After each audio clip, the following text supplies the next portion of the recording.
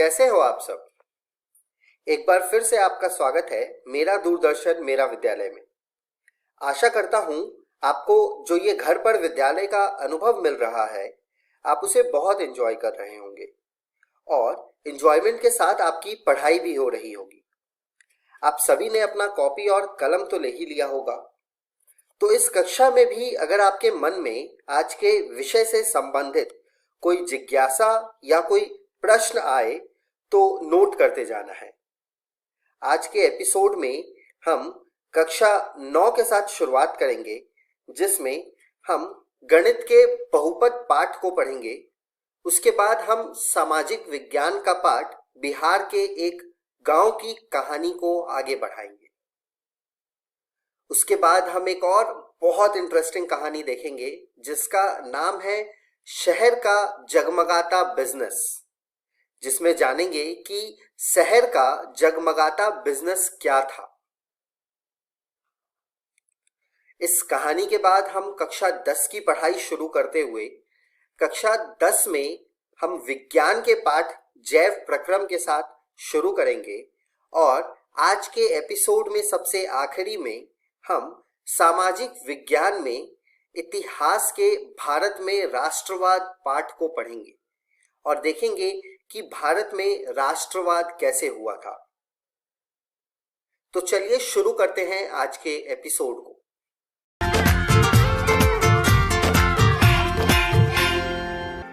नमस्कार दोस्तों, आज हम पाठ बहुपद का भाग 3 पढ़ेंगे। हमने हमारी पिछली वीडियो में पढ़ा था बहुपद के शून्य। आज के इस वीडियो में हम पढ़ेंगे शेषफल प्रमेय। तो चलिए आगे बढ़ते हैं और शुरू करते हैं हम हमारा आज का भाग। शेषफल प्रमेय को शुरू करने से पहले एक बार हम संख्याओं के विभाजन का स्मरण करेंगे। मान लीजिए हमने दो संख्या ली 12 और 5। जब हम 12 को 5 से भाग देंगे तो हमें मिलेगा 2 भागफल में और 2 शेषफल, जिसे व्यक्त करने के लिए हम प्रयोग करते हैं भाज्य बराबर भाजक गुणे भागफल जमा शेषफल, जहाँ भाज्य होगा इस भाग में हमारा 12, भाजक होगा हमारा 5, भागफल होगा हमारा 2 और शेषफल होगा हमारा 2। जब हम 12 को 6 से भाग देंगे तो हमें मिलेगा 2 भागफल में और 0 शेषफल। जब दो संख्याओं को भाग देने से हमें शेषफल में 0 मिलता है तो हम कह सकते हैं कि 6 12 का एक गुणनखंड है या फिर 12 6 का एक गुणज है। संख्याओं का विभाजन देखने के बाद आप सोच रहे होंगे कि क्या हम बहुपद का विभाजन भी कर सकते हैं। आइए देखते हैं। मान लीजिए हमने एक बहुपद लिया 2 गुणे x की घात 3 जमा x की घात 2 जमा x, जिसे हम भाग देंगे x से, जो कि एक बहुपद है। जब हम 2 गुणे x की घात 3 जमा x की घात 2 जमा x को भाग देंगे x से, तो हमें मिलेगा 2 गुणे x की घात 3 जमा x की घात 2 जमा x बटे x, जिसे सरलीकरण करने पर हमें मिलेगा 2 गुणे x की घात 3 बटे x जमा x की घात 2 बटे x जमा x बटे x, जिसे हल करने पर हमें मिल जाएगा 2 गुणे x की घात 2 जमा x जमा 1, जिससे हम कह सकते हैं कि x और 2 गुणे x की घात 2 जमा x जमा 1 2 गुणे x की घात 3 जमा x की घात 2 जमा x की गुणनखंड है। अब हम बढ़ते हैं हमारे प्रश्न की तरफ, जिसमें 3 गुणे x की घात 2 जमा x घटा 1 को x जमा 1 से भाग देना है, यानी कि एक बहुपद को दूसरे बहुपद से भाग देना है। इस प्रश्न में हम बहुपद को भाग देने के चरण भी जानेंगे जिनका प्रयोग करके हम एक बहुपद को दूसरे बहुपद से भाग देंगे। इस प्रश्न में हमारा भाजक है x जमा 1 और भाज्य है हमारा 3x की घात 2 जमा x घटा 1। अब हम भाज्य के पहले पद को भाजक के पहले पद से भाग देंगे, यानी कि 3 गुणे x की घात 2 को x से भाग देंगे, जिससे हमें 3 गुणे x प्राप्त होगा। यह हमारे भागफल का पहला पद होगा। अब हम भाजक को भागफल के पहले पद से गुणा करेंगे, जिससे हमें मिल जाएगा 3 गुणे x की घात 2 जमा 3x। अब हम इस गुणनफल को भाज्य से घटा देंगे। जब हम घटाएंगे तो हमारे चिन्ह बदल जाएंगे, जिससे हमें प्राप्त होगा घटा 2x और घटा 1 वैसे ही हमारे शेषफल में आ जाएगा। तो हमारा शेषफल हमें मिलेगा घटा 2x घटा 1, जो कि हो जाएगा हमारा नया भाज्य, यानी कि हम शेषफल घटा 2x घटा 1 को नया भाज्य मान लेंगे। यहाँ भी हम अब पहले की तरह ही विभाजन के चरण का प्रयोग करेंगे, जहाँ भाज्य होगा हमारा घटा 2x घटा 1 और भाजक होगा हमारा x जमा 1। अब हम हमारे भाज्य के पहले पद को भाजक के पहले पद से भाग देंगे, यानी कि घटा 2x को भाग देंगे x से, जिससे हमें प्राप्त होगा घटा 2 और घटा 2 हो जाएगा हमारे भागफल का दूसरा पद। अब हम भाजक को भागफल के दूसरे पद से गुणा करेंगे, जिससे हमें गुणनफल में मिल जाएगा घटा 2x घटा 2। अब हम इस गुणनफल को भाज्य से घटाएंगे। जब हम गुणनफल को भाज्य से घटाएंगे तो हमें प्राप्त होगा 1, जो कि हमारा शेषफल होगा। अर्थात जब हम 3 गुणे x की घात 2 जमा x घटा 1 को भाग देंगे x जमा 1 से, तो हमें मिलेगा 1 शेषफल में और 3x घटा 2 भागफल में। तो इस प्रकार हम बहुपद का विभाजन करते हैं। अब हम बढ़ते हैं शेषफल प्रमेय की तरफ, जो कि कुछ इस प्रकार परिभाषित है। मान लीजिए px 1 से अधिक या 1 के बराबर घात वाला एक बहुपद है और मान लीजिए 1 कोई वास्तविक संख्या है। यदि px को रैखिक बहुपद x घटा a से भाग दिया जाए तो शेषफल pa होता है।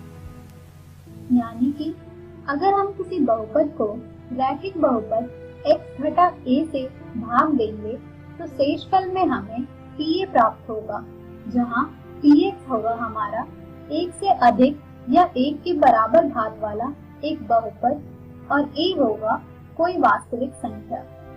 चलिए अब हम इस परिणाम को एक उदाहरण पर लागू करके देखते हैं। इस प्रश्न में हमें x की घात 4 जमा x की घात 3 घटा 2 गुणे x की घात 2 जमा x जमा 1 को x घटा 1 से भाग देने पर प्राप्त शेषफल ज्ञात करना है। मान लेते हैं हम कि हमारा बहुपद px बराबर है x की घात 4 जमा x की घात 3 घटा 2 गुणे x की घात 2 जमा x जमा 1 और हमारे रैखिक बहुपद x घटा 1 का शून्य होगा 1। आप सोच रहे होंगे कैसे? x घटा 1 का शून्य ज्ञात करने के लिए हमें x घटा 1 बराबर शून्य को हल करना पड़ेगा, जिससे हमें मिल जाएगा x बराबर 1। अभी आपने देखा कि x घटा 1 का शून्य 1 है। अब हम हमारे शून्य का प्रयोग करके शेषफल ज्ञात करेंगे, यानी कि जहाँ जहाँ अब हमारे पास बहुपद में x है वहाँ हम एक को प्रतिस्थापित करेंगे, जिससे हमें मिल जाएगा P1 बराबर 1 की घात 4 जमा 1 की घात 3 घटा 2 गुणे 1 की घात 2 जमा 1, जिसे हल करने पर हमें मिल जाएगा P1 बराबर 2।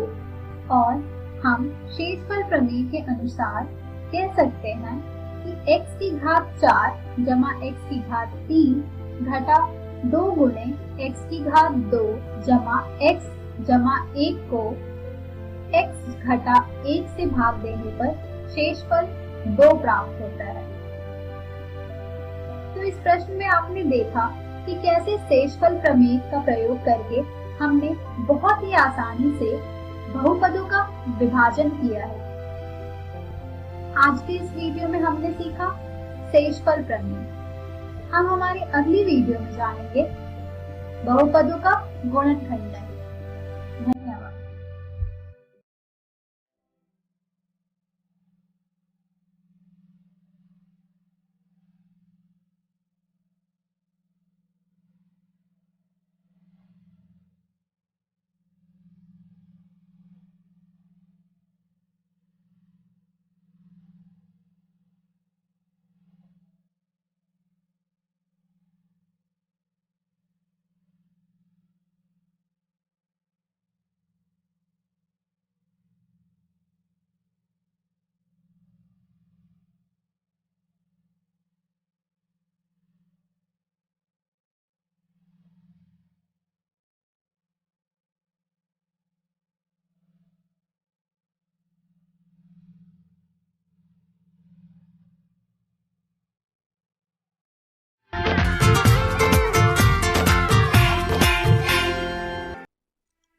नमस्कार दोस्तों, आज आपके सामने एक नया अध्याय लेकर आए हैं। अध्याय का नाम है बिहार के एक गांव की कहानी। इस अध्याय की शुरुआत से पहले देखते हैं आज हम क्या क्या पढ़ने वाले हैं। आज की इस वीडियो में हम फतेहपुर गांव और उसके विकास की बात करेंगे। उसके बाद उत्पादन क्या होता है उसके बारे में चर्चा करेंगे। उत्पादन के साधनों की चर्चा करते हुए उत्पादन का प्रमुख साधन भूमि के बारे में भी अध्ययन करेंगे। साथ ही बहुविधि फसल प्रणाली के बारे में भी हम आज अध्ययन करने वाले हैं। तो चलिए शुरू करते हैं आज का अध्याय। गांव फतेहपुर में खेती ही प्रमुख क्रिया है, जबकि अन्य क्रियाएं जैसे पशुपालन, मुर्गी पालन, डेयरी तथा दुकानदारी और परिवहन भी सीमित स्तर पर की जाती हैं। ये सारी क्रियाएं उत्पादन क्रियाएं हैं और इन उत्पादन क्रियाओं के लिए विभिन्न प्रकार के संसाधनों की आवश्यकता होती है, जिनमें प्रमुख रूप से प्राकृतिक संसाधन, मानव निर्मित वस्तुएं, मानव प्रयास तथा मुद्रा, जिसे हम पूंजी कहते हैं, इन सब की आवश्यकता होती है। चलिए दोस्तों, जानते हैं फतेहपुर किस प्रकार विकास की ओर बढ़ता है।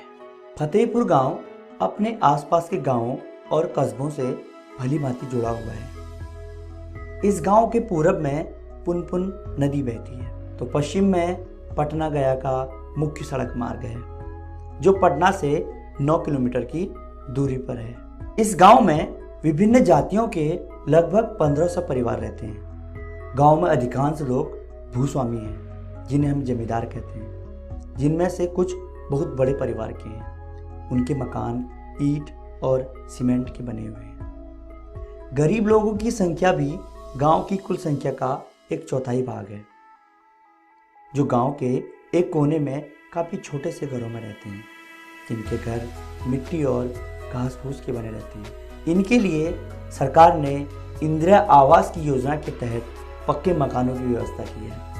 राजधानी पटना से नज़दीक होने के कारण यहाँ पर पर्याप्त मात्रा में बिजली उपलब्ध है। हाल ही के वर्षों में सरकार द्वारा बिजली के उत्पादन और रखरखाव के लिए गांव में ही एक पावर ग्रिड की स्थापना की। खेती में उपयोग किए जाने वाले सभी नलकूप प्रायः बिजली के द्वारा ही संचालित होते हैं। गांव में 6 प्राथमिक विद्यालय हैं, एक मध्य विद्यालय है, एक हाई स्कूल तथा एक डिग्री कॉलेज भी है। गांव में 2 राजकीय प्राथमिक स्वास्थ्य केंद्र हैं और एक निजी हॉस्पिटल भी है।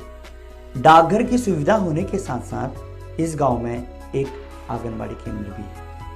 बच्चों, ये सारी चीजें हमारी किसी न किसी आवश्यकता की पूर्ति करती हैं। हम जानते हैं कि उत्पादन के द्वारा ही समाज में वस्तुओं और सेवाओं का सृजन होता है और इन वस्तुओं और सेवाओं के द्वारा ही हम अपनी किसी न किसी आवश्यकता की संतुष्टि करते हैं। गांव, शहर, कस्बा, देश या फिर विश्व में अनेक लोग अपनी जीविका को चलाने के लिए किसी न किसी प्रकार के कार्य में लगे हुए हैं। कुछ कारीगर, कुछ शिक्षक, कुछ इंजीनियर, कुछ डॉक्टर, कुछ दुकानदार, समाज में विभिन्न प्रकार के वर्ग हैं।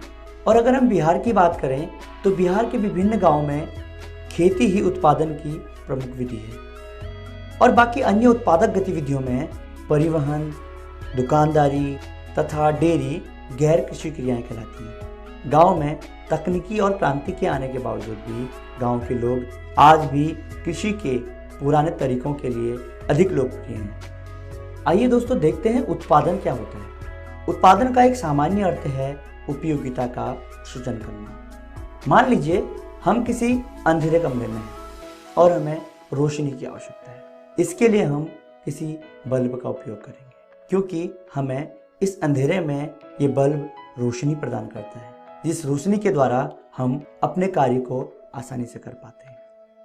इसके अलावा भोजन से हम अपनी भूख मिटाते हैं और पानी के द्वारा हम अपनी प्यास बुझाते हैं।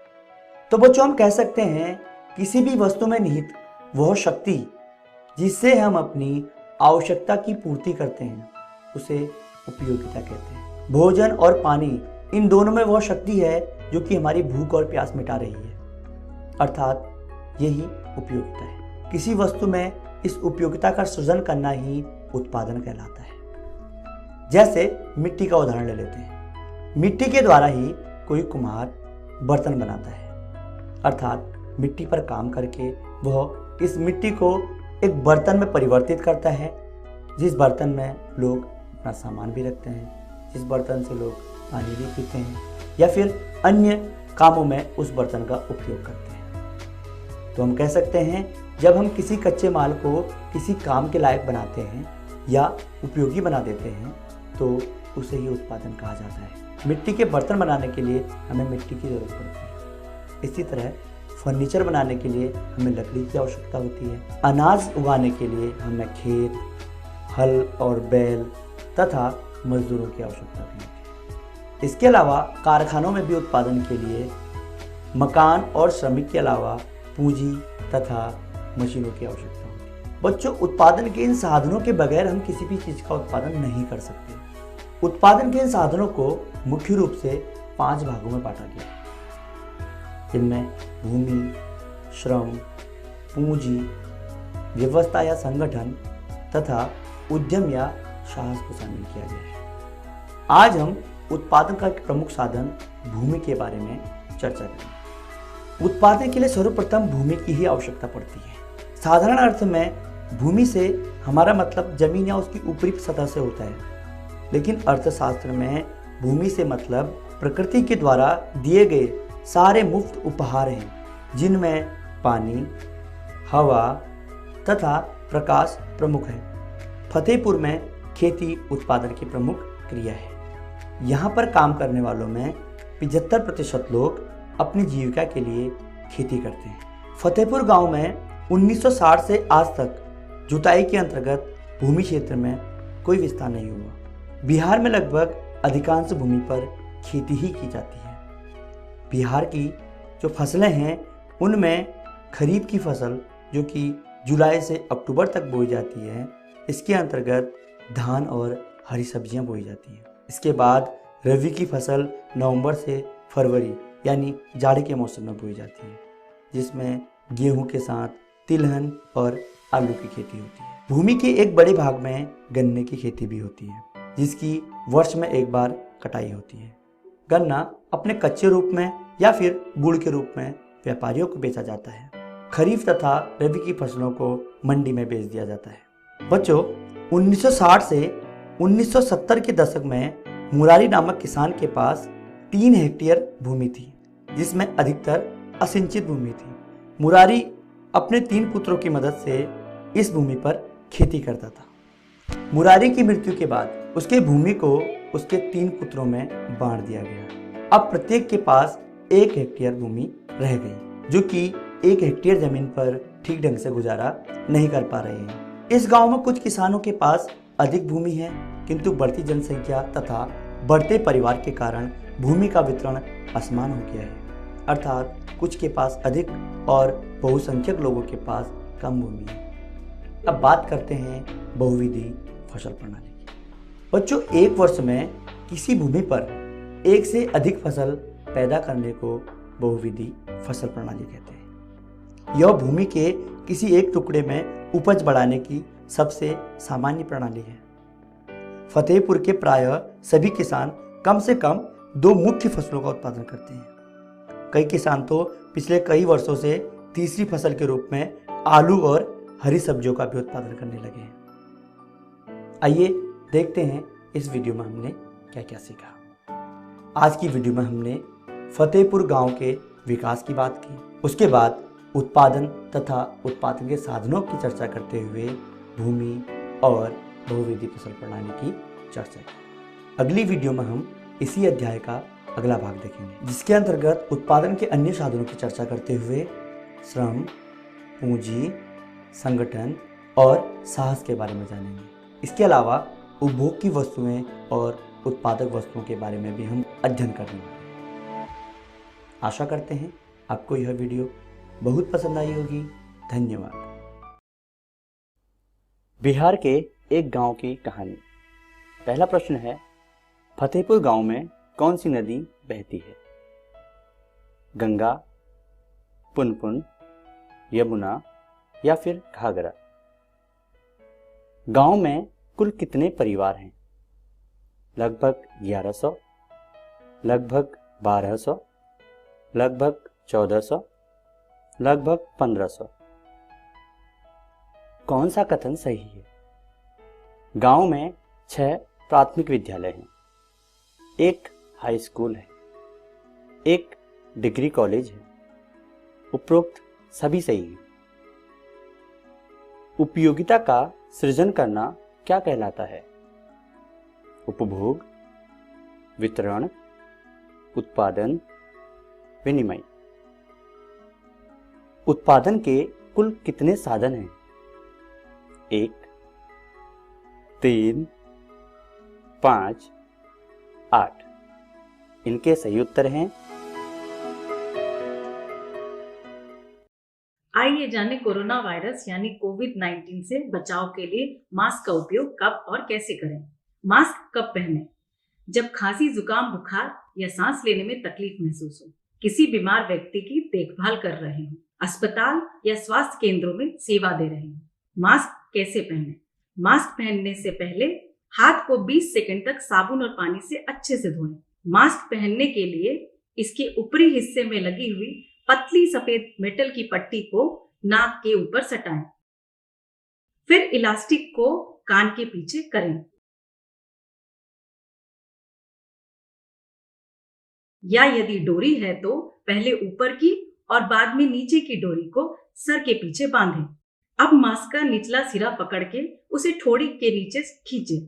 ध्यान दें कि आपका मुंह, नाक और ठोड़ी अच्छे से ढके हुए हैं। इस्तेमाल के दौरान मास्क के ऊपरी हिस्से पर हाथ न लगाएं।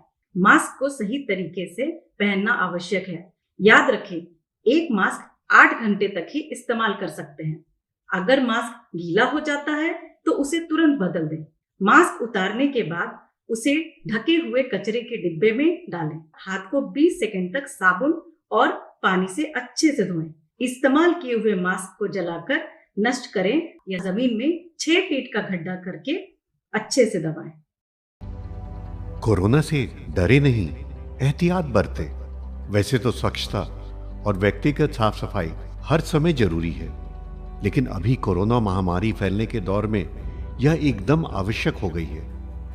बस यह जानने की जरूरत है कि साफ सफाई करने के दौरान आप किन बातों के प्रति विशेष तौर पर सजग रहें। आइए इसे बिंदुवार समझ लें। हाथ को अच्छी तरह से साबुन पानी या हैंड वॉश से कम 20 सेकंड तक धोएं या अल्कोहल सैनिटाइजर से साफ करें। होटल या किसी कार्यालय में जाएं तो वहां उपलब्ध हैंड वॉशिंग प्रोटोकॉल के अनुसार अपने हाथों को साफ करें। कोरोना संक्रमित या कोरोना संदिग्ध व्यक्ति या खांस छींक रहे व्यक्ति से कम 1 मीटर की दूरी बनाए रखें। भीड़ भाड़ में मास्क लगाए रखें या मुंह नाक को ढक कर रखें। यदि घर में कोरोना संक्रमित व्यक्ति क्वारंटाइन में है तो उसके व्यक्तिगत उपयोग की चीजों जैसे बर्तन, ग्लास, कप, तौलिया, बिस्तर का इस्तेमाल न करें। फर्श और अन्य सतहों को घर में रोजाना प्रयोग किए जाने वाले ब्लीच घोल या फिनाइल से साफ करते रहें। शौचालय को भी घर में रोजाना प्रयोग किए जाने वाले ब्लीच घोल या फिनाइल से साफ करते रहें। ऑनलाइन सामान मंगाने पर डिलीवरी करने वाले व्यक्ति नियमित आने वाले घरेलू सामान जैसे दूध, अखबार इत्यादि के लिए सुरक्षात्मक तरीके अपनाएं। बस, ट्रेन, ऑटो, टैक्सी, दुकान के काउंटर के संपर्क में आने पर भी एहतियात बरतें। जनहित में जारी राज्य स्वास्थ्य समिति बिहार। अधिक जानकारी के लिए संपर्क करें टोल फ्री नंबर 104। आइए चलते हैं आज की कहानी की तरफ, जिसका शीर्षक है शहर का जगमगाता बिजनेस, और जानते हैं कि क्या बिजनेस था जो जगमगाता था। शहर का जगमगाता बिजली उद्यम। हमारे चारों तरफ स्वच्छ ऊर्जा है, इसके बारे में सूर्य से पूछो। एक बार की बात है, एक घुमावदार गलियों वाले गांव में सूरज इतना कहर बरसा रहा था कि अगर वहां की पक्की सड़कों पर आप अंडा फोड़कर डाले तो वो ऑमलेट बन जाता था। शहर ने सड़क पर अंडे को सिकते हुए देखा, जो एक अंडे के ट्रक से गिरा। उसके पिता ने अभी अभी अपनी नौकरी खो दी थी और वो बहुत दुखी थे। उसकी बहन को स्कूल में जाना जरूरी था। उसे अपनी माँ की याद सता रही थी। शहर ने काम पर गए लोगों के लिए दोपहर का भोजन बनाया। उसे ये सब करने के लिए सुबह जल्दी उठना पड़ता था। सूरज निकलने से पहले बिजली ना होने के कारण इस समय ये काम करना और भी कठिन हो जाता था। फिर उसने सोचा कि दिन में तो सूरज की रोशनी बर्दाश्त के बाहर थी। उसे याद आया कि कैसे उसने सड़क पर पड़े अंडे को गर्मी के कारण सिकते हुए देखा था। पीले कागज का टुकड़ा हवा में लहरा रहा था। शायद ये भी ट्रक से गिरा होगा। शहर मन ही मन बुदबुदाई। उसने ये सोचकर उसे उठाया कि ये अंडे का विज्ञापन होगा, लेकिन नहीं, ये सोलर लाइट का विज्ञापन था।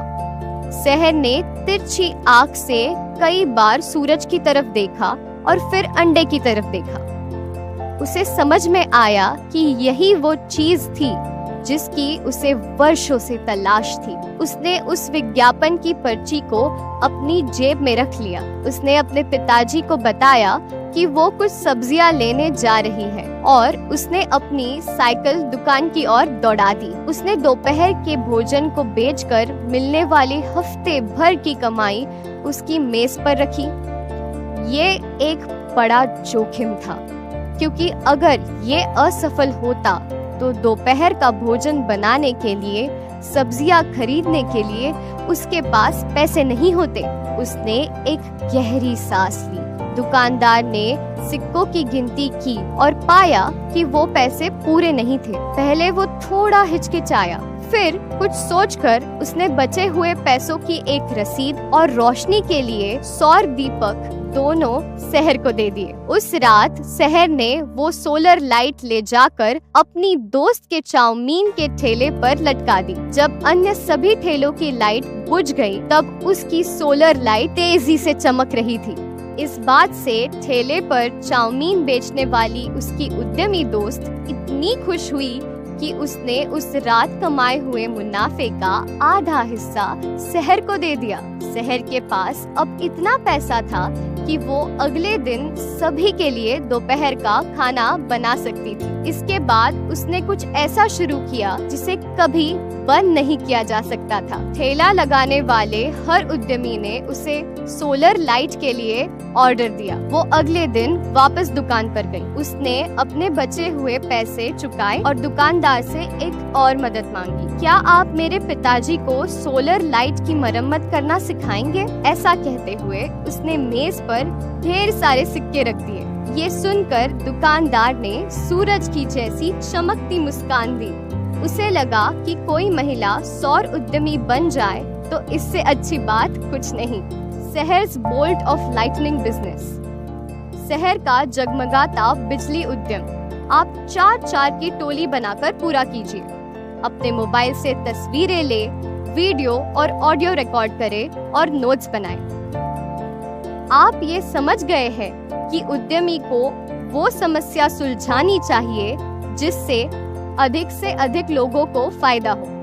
पहला भाग, सबसे पहले आप आपके घर और स्कूल के आसपास का नक्शा बनाएंगे। आप मैप में वे समस्याएं भी दिखा सकते हैं जो सुलझाना चाहते हैं। उसी मैप में लिखे आप कहाँ रहते हैं, कहाँ जाना चाहते हैं, कहाँ नहीं जा सकते, समस्याएं आदि। दूसरा भाग, अपनी अभ्यास पुस्तिका में अच्छे से पढ़ें कि मैप कैसे बनाना है और उसके अनुसार मैप बनाएं। इसके बाद आपके पास 3 बड़ी समस्याएं होनी चाहिए, जिसमें से आप एक बड़ी समस्या चुनेंगे और उसे सुलझाएंगे। ये करने के बाद अगले रोमांचक सफर के लिए तैयार हो जाए, क्योंकि युवा उद्यमी कभी रुकते नहीं हैं।